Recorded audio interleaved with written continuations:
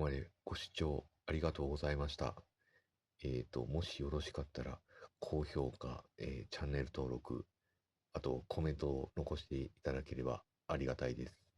また、メンバーシップも始めてますんで、もしよかったら、検討していただければありがたいです。ご視聴ありがとうございました。失礼します。